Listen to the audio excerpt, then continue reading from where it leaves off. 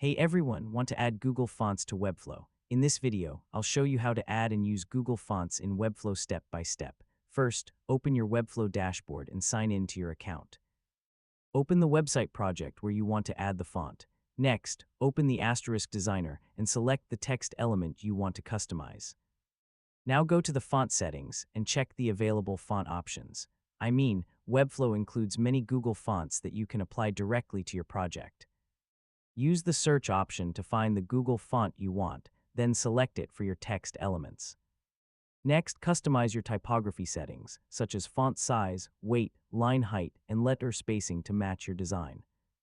If you need a custom font setup, you can add Google Fonts through project settings or custom code options, depending on your Webflow plan. After applying the font, preview your website and check how the text looks across different pages.